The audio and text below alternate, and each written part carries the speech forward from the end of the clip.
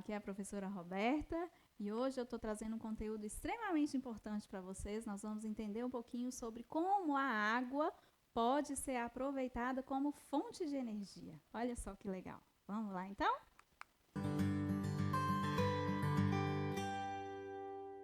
Você sabia que a água ela pode ser utilizada como fonte de energia? Você já ouviu falar sobre isso?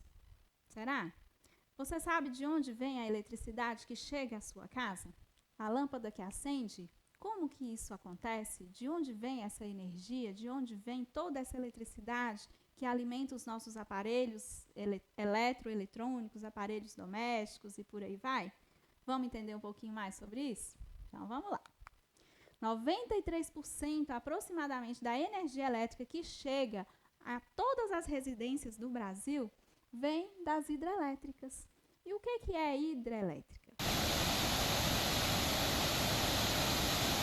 São usinas que geram eletricidade a partir da água. Vamos entender como é que isso funciona?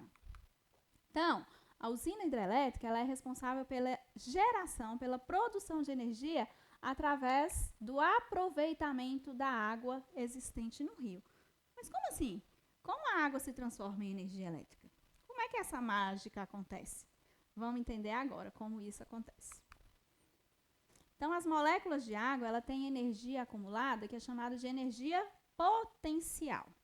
Toda vez que a gente movimenta essas moléculas de água, a gente passa a ter ali uma energia mecânica que se transforma em energia cinética, energia de movimento.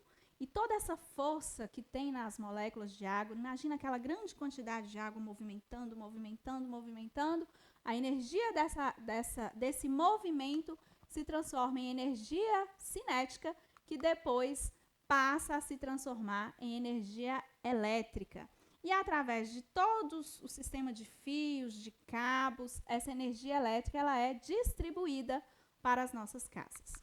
Então, assim funciona, né, uma usina hidrelétrica. A gente tem um grande reservatório de água, uma barragem. Esse grande reservatório ele tem uma saída de água por onde a água desce em movimento, né, um duto. Essa água movimentando, ela vai movimentar uma turbina, uma grande turbina, que vai estar em contato com o gerador. E esse gerador é que vai fazer essa transformação acontecer da energia de movimento da água em energia elétrica, que vai ser recolhida pela fiação e ser depois distribuída para todas as residências e as instituições de maneira geral.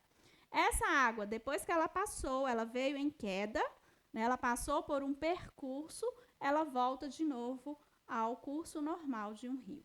Então, é assim que funciona toda a estrutura das hidrelétricas, que são as principais geradoras de energia para o nosso país. E quanto maior o volume de água, quanto maior a quantidade de água sendo movimentada, quanto maior a quantidade de água em queda, maior é a capacidade de geração de energia.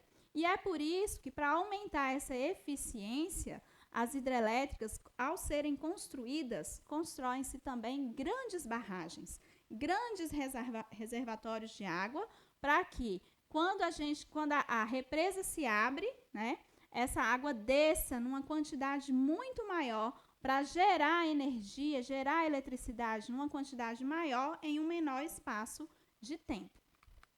Então, aqui nós temos um exemplo de uma grande usina hidrelétrica e ali, ó, ao fundo, a gente tem a barragem, o grande reservatório de água e a região de queda da água, por onde ela vai passar e todo o processo de geração de energia vai acontecer. No Brasil, nós temos em torno de 150 usinas hidrelétricas, grandes usinas hidrelétricas que abastecem várias regiões do nosso país.